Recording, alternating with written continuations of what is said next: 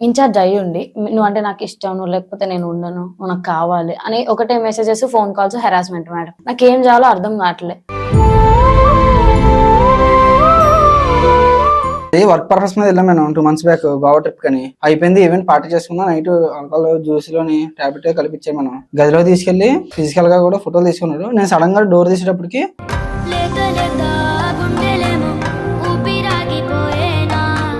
Doubt వచ్చి వెనకాల follow అయ్యాను మేడం. అప్పుడు వెళ్తే ఫోన్ ఛార్జింగ్ పెట్టి వాష్రూమ్కి వెళ్ళారు ఆయన. ఫోన్ చెక్ చేశాను మేడం. చెక్ చేసి రిటర్న్ వచ్చాను మేడం. తన ఫోటోలు దిగినవి అన్నీ ఉన్నాయి.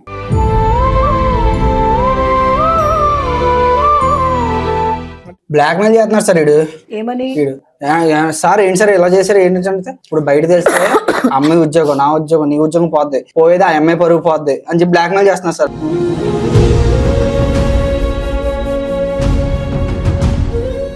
వర్క్ ప్లేస్లలో కూడా ఉమెన్ కి అస్సలు సేఫ్టీనే లేదండి, అస్సలు లేదు. మీ జాబులు తీస్తే కొట్టేస్తానని బెదిరించాడు మేడం. మళ్ళీ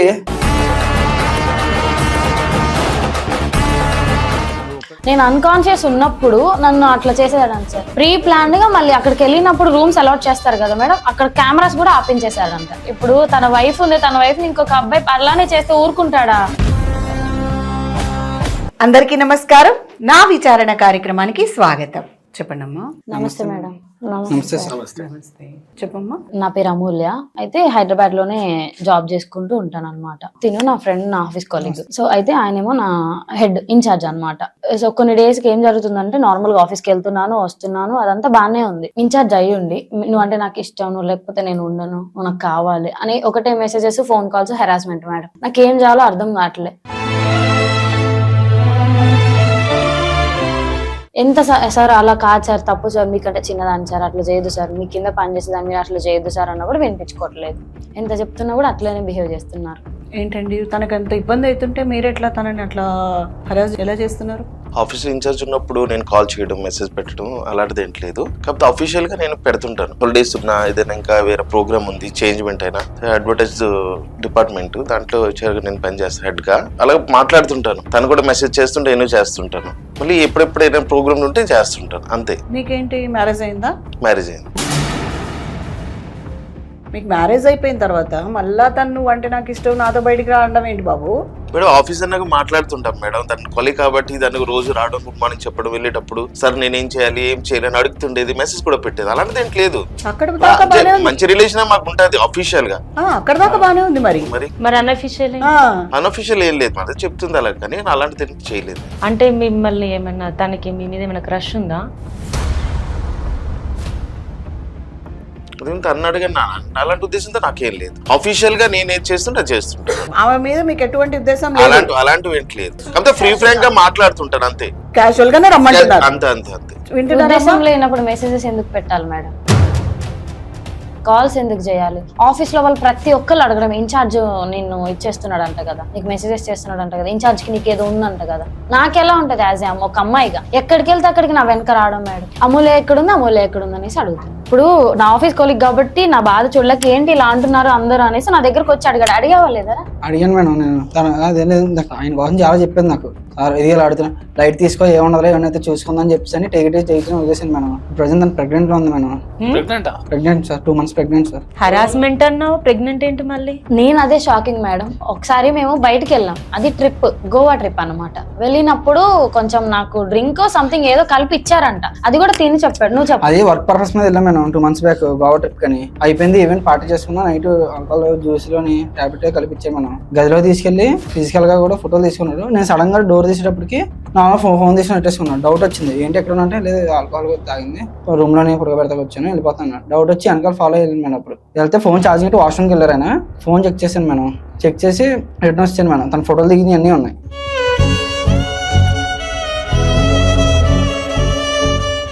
సరే పార్టీకి వెళ్ళారు, గోవాకి వెళ్ళారు, అదంతా పక్కన పెడదాం, కానీ ప్రెగ్నెంట్ ఏంటండి? నేను అన్కాన్షియస్ ఉన్నప్పుడు నన్ను అట్లా చేసేదాడు సార్, మిస్బిహేవ్ చేశాడంటే అది నాకు అసలు వీడు చెప్పేదా కూడా నాకు అసలు ఇతనే చేశాడని గ్యారెంటీ ఉందా? నేను చూసాను ఫోన్ లో, ఫోటోలు అన్ని ఉన్నాయి సార్, లైవ్ లో ఫోటోలు దిగిన అన్ని కూడా తన ఫోన్ లో దిగి ఉన్నాయి సార్ అన్ని. అతను ఈమెతో దిగిండు, ఈయనతో దిగిండు, ఈయన అన్కాన్షియస్ లో ఉన్నప్పుడు. ఏందండి అవని చెప్పిన అబద్ధం అండి. యాక్చువల్లీ మా కంపెనీ ద్వారా ఒక ట్రిప్ మనం చేస్తాం. ప్లాన్ చేసిన తర్వాత వెళ్ళాం. అందులో 8 మంది అమ్మాయిలు 12 మంది మగవాళ్ళు ఉంటారు. దాంతో నేను మేనేజింగ్ చేసి తీసుకెళ్ళాను. మంచి పార్టీ చేసాము, ఎంజాయ్ చేసాము. కాకపోతే దాంట్లో ఎవరైనా హ్యావ్ ఎ డ్రింక్ అని చెప్తే ఎవరైనా ఇంట్రెస్ట్ ఉంటే those who are interested to take drink they can easily take it okay అని చెప్తే డోంట్ మైండ్ అని చెప్తే అందులో 4 అమ్మాయిలు ఈవిడ కూడా దాంట్లో ఉండేది. మిగతా 3 అమ్మాయిలు లేదు అని సారీ చెప్పి సైడ్ అయిపోయారు. మరి మగవాళ్ళు కూడా ఒక 2 సైడ్ అయ్యారు. మిగతా అందరూ ఎంజాయ్ చేసాము. ఆ రోజు రాత్రి 8-9 అవుతుంది. అగ్గి పెట్టుకుని అలా చుట్టుపక్కల భోజనాలు చేసుకుని డ్రింక్ చేసాము. తనకు కొద్దిగా ఎక్కువైంది మేడం. తనది ఎక్కువైతే రూమ్ లో నేను షిఫ్ట్ చేశాను అంతే. నేను డ్రింక్ చేస్తానా మేడం? జ్యూసే తాగుతాను మేడం, ఆల్కహాల్ అలవాటు లేదు. అది కూడా మ్యాంగో జ్యూసే తాగుతాను. ఆ జ్యూస్ కూడా ఆఫర్ చేసింది ఆయనే. కావాలంటే ఇప్పుడు అఫీషియల్ గా ఇవి తాగిందో లేదు కూడా చెప్పేస్తారు. ప్రీ ప్లాన్డ్ గా మళ్ళీ అక్కడికి వెళ్ళినప్పుడు రూమ్స్ అలాట్ చేస్తారు కదా మేడం, అక్కడ కెమెరాస్ కూడా ఆపించేసాడంట. వీడు వెళ్ళి చెక్ చేస్తే కెమెరాస్ అన్ని ఆఫ్ అయ్యి ఉన్నాయి మేడం. సార్ కెమెరాస్ ఆఫ్ అయినా సార్ రిపేర్ అని చెప్పేసి సింపుల్ గా చెప్పారు అనేసి అన్నారు. ఇదేంటి మరి? అదంటే ఏమో తెలియదు. సెకండ్ థింగ్ అడిగితే అవసరమైతే దాంట్లో రికార్డింగ్ ఫోటోస్ అంటున్నారు కదా మేడం, ఆ ఫోన్ లో చెక్ ఇట్. సరే, ఈ కేసు అనే కాదు, సాధారణంగా ఏదన్నా డౌట్ వచ్చినప్పుడు ఆ ఫొటోస్ అనేది వీళ్ళు డిలీట్ చేసేస్తే మళ్ళీ దాన్ని మనం రీకవర్ చేసుకునే ఆస్కారాలు ఉంటాయంటారా సార్? ఖచ్చితంగా ఉన్నాయి. ఇవాళ రేపు టెక్నాలజీ చాలా అంటే చాలా అడ్వాన్స్ ఉందండి. డిలీట్ చేసిన ఫొటోస్ కానీ, డిలీట్ చేసిన చాటింగ్స్ కానీ, పాత ఏదున్నా కానీ దాన్ని ఖచ్చితంగా రికవర్ చేసుకునేంత స్కోప్ మన దగ్గర ఉన్నది. ఆ టెక్నాలజీ మన దగ్గర ఉన్నది, రికవర్ కూడా అవుతుంది. ఒక మెమొరీ అనేది ఆ మెమొరీ మీద మెమొరీ మళ్ళీ ఓవర్ రైట్ అయ్యేంత వరకు ఒక 10-20 సార్లు ఓవర్ రైట్ అవ్వాలి. ఫర్ ఎగ్జాంపుల్ ఒక 120 GB మన ఫోన్ ఉంటే ఆ 120 GB ఒక 2-3 టైమ్స్ ఓవర్ రైట్ అయితేనే అవి పోతాయి. అప్పటిదాకా అది పోనే పోవు. ఖచ్చితంగా అందులో ఉంటది, సేవ్ అయి ఉంటది. ఓకే, సాక్ష్యాలకే అయితే దొరుకుతాయి. బైట్స్ ల రూపంలో మనకు వచ్చేస్తుంది. దాంతో మనం జనరేట్ చేసుకోవచ్చు ఫైల్. ఇప్పుడు మీరు ఒకటి నాకు ఓపెన్ గా చెప్పండి సార్, ఇది చిన్న మ్యాటర్ అయితే కాదు, చాలా చాలా చాలా పెద్ద మ్యాటర్. మీ మీద డైరెక్ట్ రేప్ ఎలిగేషన్స్ పడతాయి. రేప్ చార్జెస్ పడితే మీకు తెలుసు ఎట్లుంటుందో. సెక్షన్ 375 10 సంవత్సరాల జైలు శిక్ష దీనికి. అర్థమైనా? మీరు ఓపెన్ గా ఏది ఉన్నదో చెప్పండి. మీరైనా రెస్పాన్సిబుల్ అయితే వాళ్ళు ఆలోచిస్తారు ఏం చేయాలో. ఈ మ్యాటర్ ఇక్కడ దాకా వచ్చింది. ఈ మ్యాటర్ ఇక్కడ నుంచి బయటకు వెళ్తే మాత్రము చాలా పెద్ద క్రైమ్, చిన్న క్రైమ్ కాదు. డైరెక్ట్ అరెస్ట్ అవుతారు మీరు. 90 రోజుల దాకా బెయిల్ రాదు. అర్థమైందా? బ్లాక్ మెయిల్ చేస్తున్నారు సార్ వీడు. ఏమని? సార్ ఏంటి సార్ ఇలా చేశారు ఏంటి అంటే, ఇప్పుడు బయట తెలిస్తే అమ్మాయి ఉద్యోగం, నా ఉద్యోగం, నీ ఉద్యోగం పోద్ది, పోయేది ఆ అమ్మాయి పరుగు పోద్ది అని చెప్పి బ్లాక్ మెయిల్ చేస్తున్నారు సార్.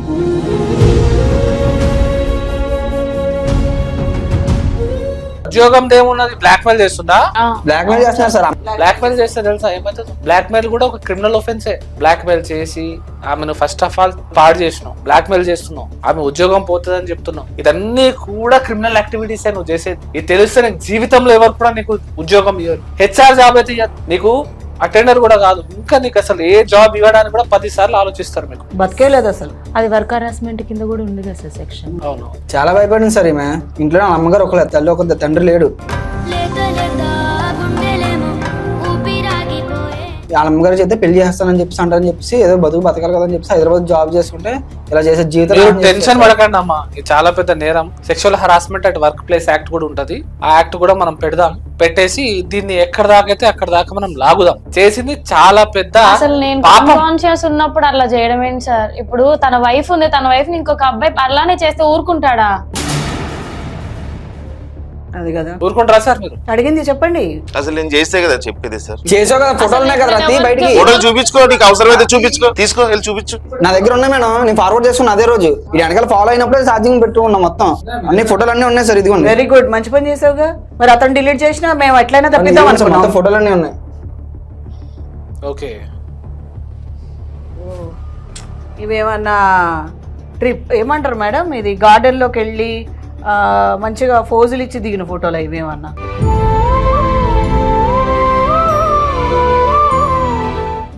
ఇవి కూడా ఎట్లా పెట్టుకున్నారు? ఎట్లా పెట్టుకున్నారు చూడండి. ఆయన ఫోటోస్ ఎందుకు తీసుకున్నట్టు తీసుకున్నారు మేడం. ఆ రోజు అందరూ ఎవరు మటుకు వాళ్ళు తీసుకుంటున్నారు. నేను తీసాను, వాళ్ళు తీస్తున్నారు. ఇప్పుడు తన ఫోన్ లో కూడా నా ఫోటోస్ ఉంటాయి. నేను అడిగితే అవుతుందా? It's totally get together party. అరే బాబు ఒక నిమిషం, గెట్ టుగెదర్ పార్టీలు అన్నప్పుడు వెళ్ళి రూమ్ లోకి పట్టుకెళ్ళి, అరే తన తాగింది, తన కాన్షియస్ ఉంది కాబట్టి హెల్ప్ చేశాను అంతే. డ్రింక్ లో అనవసరమైనవి కలిపి అమ్మాయిని రూమ్ లోకి తీసుకెళ్లి నీ ఇష్టం తిరిగా యూజ్ చేసుకొని పడేయడానికి తనేమి డస్ట్బిన్ కాదు కదా. నేను చెప్పేది అది కాదు మేడం. నేనేం పడేసి మీకు చెప్పాను కదా ముందే, తను తాగేటప్పుడు ఓవర్ గా అంటే మైండ్ కొద్దిగా అన్కాన్షియస్ కావగానే రూమ్ లో పెట్టాను అంతే. రూమ్ లో పెట్టి ఇంకేం చేసావు? మరి ఆ ఫొటోస్ ఏంది? ఆ ఫొటోస్ క్లియర్ గా కనిపిస్తున్నాయి కదా. అవి ఏం photos I don't believe that actually. ఏంటి బిలీవ్ అట్లా ఏమి ఇంగ్లీష్ రా నువ్వు? ఆడపిల్ల జీవితం నాశనం చేస్తా. It may be converted into A photos మీరు ఆల్సో. ఫస్ట్ నౌఏడేస్ ఇట్స్ నార్మల్ గా మాట్లాడు. ఇది మీ ఆఫీస్ కాదు, లేదా వీళ్ళు ఇక్కడ పని చేయడానికి రాలేదు. చేశాన్ని గలీజ్ వాళ్ళు ఇంగ్లీష్ మళ్ళీ. నువ్వు ఇంగ్లీష్ లో మాట్లాడినంత మాత్రాన నిజాలు తప్పలేకపోతాయా? ఆ అమ్మాయిని యూజ్ చేసుకొని నువ్వు పక్కన పడేసి హ్యాపీగా వెళ్ళిపోయావు. ఇప్పుడు నేను కాదు అని నువ్వు సింపుల్ గా చెప్పేస్తే అక్కడ ఉన్న ప్రూఫ్లు ఏం చెప్పాలి? సరే ఆ అబ్బాయి ఫోన్ లో ఉన్నాయి, ఏదో క్రియేట్ చేశాడు అనుకుందాం. నీ ఫోన్ నుంచి బయటికి తీపిచ్చి చూపిస్తే డేటా కలెక్ట్ చేసుకోవడం పెద్ద విషయం కాదు. నువ్వు ఆల్రెడీ సాఫ్ట్వేర్వే, నీకు ఆల్రెడీ తెలుసు, హెచ్ఆర్వి పెద్ద పొజిషన్ లో ఉన్నావు, నీకు తెలుసు కదా డేటాని తీయలేం బయటికి. తీస్తారు. మరి నీకు అది భయం లేదా కొంచెమన్నా? పోనీ ఎవరికి భయపడతావు నువ్వు? నీకంటూ నీకు ఒక మనసాక్షి లేదా? ఆల్రెడీ పెళ్ళైంది కదా, ఇంకేం తక్కువైంది? ఒకవేళ బయట పర్సన్స్ ఎవరైనా నీ కదలికలు కనబెట్టలేకపోయినా భార్య బాగా కనిపెట్టగలదు. అది రియల్ ఫోటోనా, ఏఐయా, ఏంటి అనేది తను మాకు చెప్పగలదు కదా మేడం, అంటే మనకు చెప్పగలదు ఖచ్చితంగా. పిల్లలు ఉన్నారా మీకు? 2 పిల్లలు ఉన్నారండి. ఈ విషయం బయటకు వస్తే ఏమైతే తెలుసు, 2 పిల్లలకి తండ్రి ప్రేమ కోల్పోతారు వాళ్ళిద్దరు కూడా. పోతారు, పిల్లలు ముఖాన్ని చీ అంటారు సార్. మీ వైఫ్ అయితే ఇంకా 10 years జైలు శిక్ష అంటే తను వేరే పెళ్లి చేసుకోవచ్చు, రైట్ ఉంది తనకి. మాట్లాడరా అలసొత్తవేరా జీవితం నాశనం చేసి. నోరికి మాట్లాడు. నీ దగ్గర మాటలు లేవు, దీన్ని బట్టి అర్థమవుతుంది చెత్త పని చేసింది నువ్వే, క్లియర్ గా ఏర్పడుతుంది. అయినా ఒక మాటమ్మా, ఇప్పుడు నీకు ఆ రోజు అలా జరిగింది కదా, తర్వాత నీకు తెలియలేదా మరి నీకేదో సంథింగ్ జరిగిందని? నీకు అర్థం అవ్వలేదా?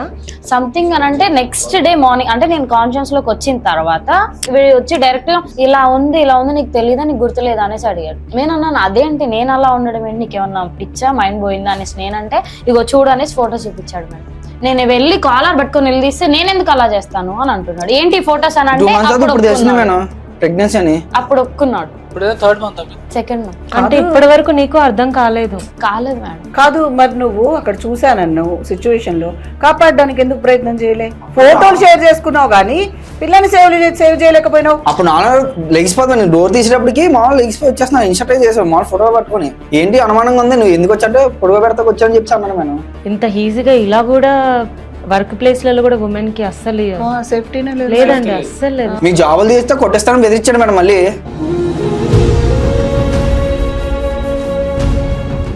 అలా ఏంటి ఏం చేస్తావు, అలా న్యాయమైనా ఆడపిల్ల జీవితం నాకు చేస్తాను అడిగితే మిమ్మల్ని కొట్టిస్తాను అని చెప్పి బెదిరిస్తున్నాను కేసులో కడితే. ఇవేమి వద్దనుకుంటే నా దగ్గరే పడుండు అని మాట్లాడుతున్నాడు. అంటే నువ్వు పొజిషన్ లో ఉన్నావని చెప్పి నువ్వు చెప్పినట్టల్లా ఆడాలా వాళ్ళు? నీ ఇష్ట తీరా ఏదైనా కూడా చేయడానికి? వాళ్ళు ఎక్కడి నుంచో కష్టపడడానికి వచ్చారు, కష్టపడుతున్నారు, సంపాదించుకుంటున్నారు, నీకు కీలుబొమ్మలాగా వాళ్ళు కనిపిస్తున్నారు. ఇది చూసిన తర్వాత చాలా అవేర్నెస్ కంపల్సరీ. అంటే ఐటీ ఉద్యోగులకి అసలు తెలియదని కాదు, సాఫ్ట్వేర్ పీపుల్కి అసలు తెలియదని కాదు. అంటే వాళ్ళ దీనిలో పార్టీస్ అనేది కామన్ కావచ్చు, ట్రిప్స్ అనేది కూడా కామన్ కావచ్చు, కానీ ఇట్లా ఎంతమంది ఆడపిల్లలు తను వచ్చి చెప్పుకోగలుగుతుంది. అవును, తీసుకొచ్చాను మేడం. ఇంకా నేను దగ్గరుండి తను భయపడుతుంది, ధైర్యం చెప్పినావు, వచ్చి చెప్పుకోగలిగింది. చెప్పుకోని వాళ్ళు ఎంతమంది పేరెంట్స్ కి తెలిస్తే గుండాకి చచ్చిపోతారు. పిల్లల్ని జాబులకు పంపిస్తే కడుపులు తెచ్చుకుంటుంటే వీడికంటే ఎదవకంట నువ్వు పని ఏం చేయక్కర్లేదు, నీకు శాలరీ నేను వేస్తాను, నాతో ఉండు. ఇటువంటి మాటలు నాకు కూతురు వయసులో ఉండాలి చెప్పండి మాట్లాడిన మేడం. ఇవన్నీ 2 పిల్లల్ని పెట్టుకొని నువ్వు జలసాలు చేయడానికి అమ్మాయి దొరికిందా నీకు? ఏ మరి రోడ్డు మీద దొరుకుతారు కదా, మస్తు తిరుగుతున్నారు ఇప్పుడు రోడ్ల మీద, పోయి అక్కడ కూర్చునేది ఉంటుంది నువ్వు కూడా. ఏ అమ్మాయి దొరికిందా? జీవితం నాశనం చేసిన అమ్మాయిది. ఇప్పుడు అమ్మాయి లైఫ్ ఏమైపోతుందో తెలుసా? ఇక్కడ మనసులో మాట ఒకటి చెప్తానండి. తను చూసి చాలా ఫ్రీ ఫ్రాంక్ ఉండేది కాబట్టి నేను చాలా ఇష్టపడ్డానండి దానికి. ఇది మనసులో మాట చెప్తాను అంటే ఇది చేసిన తప్పే, నేను చేశాను, కాకపోతే ఇది బయటకు రాకూడదని ఏదో మీద అబద్ధం చెప్పాను. తనంటే నాకు ఇష్టమని కూడా 2-3 సార్లు చెప్పాను, తను అవాయిడ్ చేసింది. తనని అన్నాను ఎలాగంటే నీకు తీసేస్తాను, లేకపోతే నువ్వు నాకు ప్రేమిస్తే నన్ను పెళ్లి చేసుకుంటే నీకు ప్రమోషన్లు ఇస్తానని చెప్పాను. అప్పటి నుంచి కొద్దిగా తను అవాయిడ్ చేయడం వల్ల దీంతో ఎలా కోరిక తీర్చుకోవాలని ఆ రోజు అలా పని చేయడానికి ట్రై చేశాను అంతే. కానీ తప్పు సార్, ఇప్పుడు మనసులో మాట చెప్తున్నాను, తప్పని ఒప్పుకుంటున్నాను, కానీ తన ఇష్టమని నేను 2-3 సార్లు. ఏం ఇష్టం రా, ఇంట్లో పిల్లం బిడ్డలు పెట్టుకొని బయట అమ్మాయిని ఇష్టపడతానంట, నువ్వెవర్రా సైకో గల్లాగా ఉన్నావు? ఇంట్లో భార్య ఉంది కదా, భార్య దగ్గరికి వెళ్ళొచ్చు కదా. ఎవరి జీవితంలో నాశనం చేస్తాకొచ్చో ఇప్పుడు తెలుస్తుంది బాబు, మీ భార్యకి తెలియాల్సిందే, మీ పిల్లలకు కూడా తెలుసు. అసలు నీ పిల్లల్ని మొహాలు చూస్తారా? మా నాన్న ఇంకొక ఆంటీతో నా ముందు నోరు వెళ్ళబెడతారు. స్కూల్కి వెళ్తే స్కూల్లో అందరూ కూడా అంటా ఉంటారు మీ విషయం బయటకు తెలిసిందంటే. క్రైమ్ అసలు ఇలాంటి తప్పులు చేసేటప్పుడు కొంచెం కూడా ఫ్యామిలీ గురించి ఎందుకు ఆలోచిస్తారు? అంతే, వాళ్ళ మీద ఏదో కామం ఏదో వచ్చేస్తుంది, ఏదో చేసేస్తారు తప్పు అని, తర్వాత గ్రహిస్తారు. చేసేటప్పుడు అనిపించేది తప్పని చేస్తారు, మళ్ళీ పెళ్లి చేసుకుంటారు, లేకపోతే మెయింటైన్ చేస్తా అంటారు. ఇదేదో లైట్ అనుకుంటారు, కానీ లైట్ విషయం కాదు, చాలా పెద్ద విషయం. ఇది చాలా పెద్ద క్రైమ్, అర్థమైందా? భార్య పిల్లలు ఉన్నారు, ఇంత వయసు వచ్చింది, మీకేం పోయే కాలం వచ్చింది? సింపుల్ గా అమ్మాయికి డబ్బులు కూడా అవసరం ఉంటుందని వీళ్ళు అర్థం చేసుకుంటున్నారు. వాళ్ళు ఇష్టం తిరిగి వాడుకుంటున్నారు, వాడుకున్న రోజులు డబ్బులు ఇస్తున్నారు, తర్వాత పక్కన పడిస్తున్నారు. అది జీవితంలో వీళ్ళకి అనిపించట్లేదు. ఏదో మార్కెట్ లో కుక్క పిల్లని కొనుక్కొచ్చుకొని వాడుకొని పడేసేసినట్టుంది వీళ్ళ కథలు. చెప్పమ్మా, ఏం చేద్దాం అనుకుంటున్నావు? మరి నువ్వు ఎట్లా అంటే అట్లా. మేమైతే ఒకటే సజెస్ట్ చేస్తాం, ఇలాంటి కిరాతకులకి ఇట్లా ఫ్రీగా వదిలేదు. ఖచ్చితంగా మీరు స్టేషన్ లో కంప్లైంట్ ఇచ్చి ఇలాంటి వాళ్ళకి జైల్లో పెట్టిస్తేనే బాగుంటది. పెట్టిస్తా సార్. ఇప్పుడు ఈ పాప పరిస్థితి ఏముందండి? పోలీస్ వాళ్ళు ఏం చెప్తారో అది చేయండి. ఫస్ట్ ఆఫ్ ఆల్ అయితే కంప్లైంట్ చేయాలి. అసలు ఇలాంటి వాళ్ళకి ఉరి శిక్ష తీయాలి సార్. మీరు పెట్టేదాన్ని బట్టి ఉంటుంది. పెడతా మేడం, ఖచ్చితంగా. ఇంకొక విషయము, నీ కడుపులో ఉన్న బేబీ గురించి కూడా మీరు ఆలోచించుకోవాలి. అది దాని గురించి మేము ఎలాంటిది చెప్పలేము. అది మీ ఇష్ట ప్రకారంగా ఉంచుకుంటారా, కంటిన్యూ చేసుకుంటారా, తీసేసుకుంటారా, అది మీ ఇష్టం. యాజ్ పర్ లా ఏం చేస్తారంటే, దీన్ని పోలీస్ స్టేషన్ కి వెళ్ళిన తర్వాత మీరు వన్స్ ప్రెగ్నెంట్ అని కన్ఫర్మ్ అయిన తర్వాత ఆ బేబీ సైజ్ ని చూస్తారు. 3 months 4 months క్రిటికల్ అబౌట్ అవుతుందా కాదా అనేది వాళ్ళు మీకు రికమెండ్ చేస్తారు. పోలీస్ వాళ్ళు, డాక్టర్స్ కూడా మీరు ఎమ్మెల్సీ చేయించుకునేటప్పుడు వెళ్ళినప్పుడు వాళ్ళు కూడా రికమెండ్ చేస్తారు. తీసేయండా, పెట్టుకోండా, అలాంటి కండిషన్ అక్కడ ఎలా ఉంది, మీకు ఎటువంటి ప్రమాదం కాకుండా చూసి మీకు చెప్తారు. దాన్ని బట్టి మీరు ఫార్వర్డ్ అవ్వచ్చు. మాక్సిమం అయితే అబార్షన్ లాంటిదే చేపిస్తారండి. ఓకేనా, టెన్షన్ పడకండి. టాబ్లెట్స్ అవి కూడా వాళ్ళు ప్రొవైడ్ చేస్తారు. హెల్త్ కేర్ అనేది ఎక్కువ ఉంటుంది. ఏ గవర్నమెంట్ కానీ ప్రైవేట్ హాస్పిటల్ ఏదైనా కానీ రేప్ విక్టిమ్ కి ఫ్రీగా సర్వీస్ అనేది చేయాలి. ఇది చట్టంలో కూడా రాసింది. సో టెన్షన్ పడే అవసరం లేదు. మేము మీతో పాటు వస్తాం. మనం స్టేషన్ లో కంప్లైంట్ ఇచ్చి ఇలాంటి వాళ్ళ మీద ఇంకోసారి ఇలా ఎవరు చేయకుండా, ఈ వీడియో అనేది నలుగురు చూస్తుంటారు, ఇలా చేస్తే ఇంత పెద్ద తప్పు ఉంటుందా? జనరల్ గా అనుకుంటుంటారు అబ్బాయిలు పడుకున్నప్పుడు ఇట్లా వేద్దాం అట్లా వేద్దాం అనుకుంటున్నారు. అది కూడా పెద్ద క్రైమ్ అనేది వాళ్ళకి తెలవాలి. రేప్ ఉంటుంది, అటెంప్ట్ రేప్ కూడా ఉంటుంది, రెండు ఉంటాయి. రెండింటికి కూడా శిక్ష ఉంటుంది. ఇంకా ఇది జరిగింది అని అనేసి మీరు మనసులో తీసుకొని మీ ఆలోచనలో కానీ, మీరు డైలీ చేసే వర్క్స్ లలో కానీ, మీ ఫ్యామిలీ విషయంలో కానీ మీరు ఏ మాత్రం కూడా స్ట్రగుల్ అవ్వకండి. ఎందుకంటే ఇది జరిగిపోయిన విషయమే మీకు ఆల్రెడీ తెలుస్తుంది. సో మిమ్మల్ని మీరు కూడా కొంచెం మోటివేట్ చేసుకొని మరి మీరు ఆ బేబీ గురించి ఆలోచించి మీ హెల్త్ కూడా చూసుకోండి. సార్, నేనైతే మనసు విప్పి చెప్పేసాను నాకు చేసిన తప్పని. యాక్చువల్లీ ఏంటంటే నా ద్వారా జాబ్ కూడా పోతుంది, తన జాబ్ కూడా పోతుంది, తనది కూడా పోతుంది. కానీ చేసిన తప్ప నేను మీ సమక్షంలో ఒప్పుకుంటున్నాను. ఇలాంటిది ఎప్పుడు నేను మళ్ళీ చేయను. నా కోసం ఏదైనా చేయొద్దని చెప్పండి. ఇంకా నా జీవితం పోతాం. పిల్లలు ఉన్నారు, చిన్న చిన్న పిల్లలు ఉన్నారు. ఇప్పుడు గుర్తొచ్చినారా నీ జీవితం, పిల్లల జీవితం? దీంతో వెళ్ళినప్పుడు తెలియదండి, సిగ్గు ఉండాలరా మాట అంటాకే. నువ్వు బతుకుతావు, కుక్క బతుకుతుంది. దేనికిరా? భార్య పిల్లలు వెళ్ళినప్పుడు తెలియలేదా రూమ్ లోకి ఒక ఆడపిల్ల అని చెప్పేసి? మాట్లాడు. తప్పని ఒప్పుకుంటున్నాను బాబు కూర్చోవాలి. బాబు తప్పండి, ఆడపిల్ల జీవితం నాశనం చేస్తే తప్ప?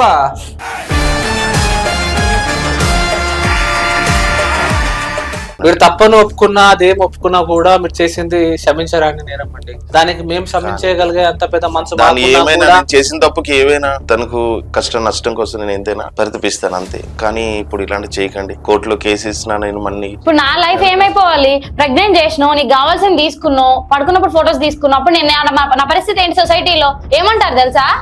మీరు ఒప్పించాలని ఏం ఒప్పించాలి? హెల్ప్లెస్ అండి. ఇలాంటి వాళ్ళకి అన్నిటికీ హెల్ప్ చేసి మేము వాళ్ళకి సేవ్ చేస్తుంటే సెల్ఫ్ రెస్పెక్ట్ అనేది ఉంటది మాకంటూ. ఇప్పుడు నా కడుపులో ఉన్న బిడ్డ పరిస్థితి ఏంటి, నా పరిస్థితి ఏంటి, నా జాబ్ ఏంటి, పరువు ఉంటుందా నాకు? కొంచెం ఆ ఫొటోస్ కానీ వీడియోస్ కానీ ఏదైనా మిస్బిహేవ్ అయ్యింది అనుకోండి, మీ చేతిలో జస్ట్ అలా జారిపోయింది అనుకోండి, అమ్మాయి పరిస్థితి ఏంది ఇప్పుడు? ఈ అమ్మాయి ఇలా కూర్చునేది ఇక్కడ, అదేం ఆనందం నాకు అర్థం కాదు. ఒక అమ్మాయిని అలా తీయడం కరెక్టేనా చెప్పు? తప్పని ఒప్పుకున్నాను, మరి ఏం చెప్పలేను. ఏంట్రా తప్పనప్పు కూడా? నీ వాళ్ళు చనిపోతా సిద్ధపడిందిరా. అది తప్పనప్పు కూడా ఏంట్రా? నీతినేదవా? సిగ్గుందో కొద్దిగా బుర్ర పని చేద్దా నీకు?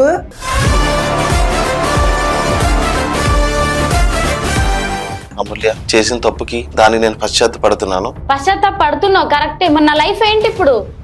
నా ఫ్రెండ్, నా క్లోజ్ ఫ్రెండ్, నా రూమ్మేట్ నా అడిగాడు ఏంటి ఆ బిడ్డ కోసం ఏదైనా ఏం చేస్తావు?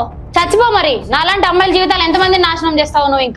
ఇంకా నీ పిల్లలు, నీ వైఫ్ చచ్చిపోమంటే చచ్చిపోతాను, కానీ నేను చేసిన తప్పుకి నేను ఒప్పుకోవాలంతే. నేను చేసిన తప్పని ఒప్పుకుంటున్నాను. అసలు అంత తిరుగుతున్నావు రోడ్ మీద. నువ్వు ఇన్ఛార్జ్ కదా ఆఫీస్ లో, నీకు కొంచెం కూడా కామన్ సెన్స్ లేదా? మొట్టమొదటి నుంచి నీకు తెలుసు కదా, రోజు మాట్లాడుతాను, అన్ని చేస్తానని. ఇష్టం లేకుండా వెనకాల తిరిగి అన్ని తెలిసి అంటావేంట్రా? నీకు తెలియదురా నీకు తెలియదేంటి? అది ప్రతి నాకు చెప్తుందా తెలియదు అంటకే. దానికి తెలుసు కానీ అది చేసిన తప్పుని నేను ఒప్పుకుంటాను. తప్పై ఒప్పుకుంటే ఏం చేయాలి ఇప్పుడు? నేను కేసు పెట్టకుండా అయితే వదిలిపెట్టే ప్రసక్తే లేదు. కంపల్సరీ నేను జైలుకి పంపిస్తా. నాలాంటి అమ్మాయిలు ఇంకెంతమంది ఉన్నారో నీ లైఫ్ లో? చెప్పు మరి ఏం చేస్తాను చెప్పు. ఏం చేస్తావు? జైలు పాలయ్యి జైలు కూడు తిను. కానీ ఏ విధంగా శిక్షను అనుభవించాలి. అనుభవించు. కానీ నిన్ను కోరుకుంటున్నాను. ఎందుకు కోరుకోవాలి? కోరుకోవద్దు. నువ్వు చేసిన తప్పని ఒప్పుకున్నావు కదా, ఇంకా నేనెందుకు నీకు చేస్తాను? పనిష్మెంట్ ఇవ్వకుండా ఎందుకుంటాను? ఎక్స్క్యూజ్ ఎందుకు చేయాలి నేను నీకు? నువ్వు నా జీవితం నాశనం చేసినావని ఎక్స్క్యూజ్ చేయాలా? నన్ను ప్రెగ్నెంట్ చేసావని ఎక్స్క్యూజ్ చేయాలా? నా జీవితం రోడ్ మీద పడేసావని ఎక్స్క్యూజ్ చేయాలా? నిన్ను చెప్పు. ఏం చెప్పలేదు. నేను నిన్ను చేయి చేసుకోలేక కాదు, సార్ వాళ్ళ ముందు, మేడం వాళ్ళ ముందు ఇప్పటికీ నేను రెస్పెక్ట్ ఇస్తున్నా. యాజ్ ఏ ఇన్ఛార్జ్ గా నేను మీద రియాక్ట్ అవ్వకూడదు అని నేను వీళ్ళ దగ్గరకు తీసుకొని వచ్చాను. నేను కూడా కాదు, నా ఫ్రెండ్ తీసుకొని వచ్చాడు. నువ్వు చేసింది నేను మనసులో నువ్వు చేసింది నేను మనసులో పెట్టుకుంటాను. నా సిచ్యువేషన్ ఏంటి? నేను ఏమన్నా చచ్చిపోతాను, అప్పుడు నా మమ్మీ పరిస్థితి ఏంటి? పదే ఒప్పుకుంటున్నాను కదా. ఒప్పుకుంటే చేసేసావు కదా. అరే దాన్నే మళ్ళీ అడుగుతున్నాను, తప్పైంది ఒప్పుకోమంటున్నాను. తప్పైంది అంటే ఓకే సార్, పర్లేదు సార్ అని ఓకే సార్ అని చెప్పాలా? లేకుంటే ఓకే సార్ నీ సెకండ్ వైఫ్ ఉంటానని చెప్పాలా? అమూల్య ఏది చేసినా రియాక్ట్ అవుతుంది. నా జీవితంతో మళ్ళీ ఆడుకోవద్దు. ఎవరు ఆడుకున్నారు అసలు? ఇదేంట్రా, ఎవరు ఆడుకున్నారు లైఫ్ తో? నేను నిన్ను ఆడుకున్నాను, నువ్వు నన్ను ఆడుకున్నావా? నేనే ఆడుకున్నాను. మరి ఇంకే వాళ్ళ ముందు ఎందుకు నన్ను? నేను చేసిన తప్పని ఒప్పుకున్నాను, సాక్షాత్ తప్పని ఒప్పుకున్నావు కదా, జైలుకి వెళ్ళి జైలు కూడా తిను. ఇంకెందుకు ఎక్స్క్యూజ్ చేయమంటున్నావు? కానీ నువ్వేం చేయమంటే కూడా చేస్తాను. జైలు కూడా కానీ చచ్చిపోమంటే కూడా చచ్చిపోతాను. తప్పని ఒప్పుకుంటున్నాను. చేస్తా, కంపల్సరీ చేస్తా. నేను జైలుకి పంపిస్తా. నాలాంటి ఆడపిల్లలు ఇంకా చెయ్యొద్దు ఇంకా లైఫ్ లో. కానీ ఇలాంటి వాళ్ళు సార్ అందితే కాళ్ళు లేకపోతే జుట్టు పట్టుకునే రకాలు. అప్పటిదాకానేమో నేనేం చేయలేదు, చాలా ఉత్తముణ్ణి, శుద్ధపూసని అన్నాడు. చివరికి వచ్చేసరికి ఫోటోస్ చూపిస్తాం వెంటనే ఎంబడే అవును నేను చేశాను క్షమించమని అడుగుతున్నా. అయిపోయిందా? అక్కడితో అయిపోతుందా? అంటే ప్రతి ఒక్కరికి ఇది ఒక సింపుల్ అయిపోయింది. కాదు అని అనడము, తర్వాత అవును కరెక్టే అని ఒప్పుకోవడం, నేను తప్పు చేశానని ఒప్పుకోవడము. మరి ప్రతి ఒక్కరికి ఇలాగే అయితే ఎందుకు సార్ చట్టాలు ఇవన్నీ? సరే అమ్మా, మీరు బాధపడకండి. ఏముందో మనం పోలీస్ స్టేషన్కి వెళ్ళేసి ఏముందో అక్కడనే మనము కేసు ఏదైనా ఎఫ్ఐఆర్ అయినా ఫైల్ చేయించడం, లేకుంటే మీకు ఏ విధంగా మీరు ఒప్పుకుంటారో అది మనం చేయిస్తాం. సరేనమ్మా, టెన్షన్ పడే అవసరం లేదు. మీరు వెళ్ళి కూర్చోండి, మనం కంప్లైంట్ రాసి పోలీస్ స్టేషన్ వెళ్ళి కంప్లైంట్ చేస్తాం. మా చేతుల్లో ఏం లేదు సార్. ఆడబిడ్డ ఆమె ఇష్టం ఉంటది, ఆమె ఎట్లా అంటే అట్లా. మా సపోర్ట్ ఆమెకు ఉంటది. మీరు చేసింది చాలా పెద్ద క్రైమ్. నీ వల్ల అసలు మీకున్న 5 నిమిషాల కోరికకి ఇప్పుడు ఫ్యామిలీని రోడ్డు మీద వేసుకున్నావు. చెయ్యని తప్పుకు నీ భార్య రోడ్డు మీదకి వచ్చే, చెయ్యని తప్పు నీ కడుపును పుట్టిన పాపానికి తండ్రిని చెప్పుకోలేక పిల్లలు సతమతం అవ్వాలి ఫ్యామిలీ అంతా.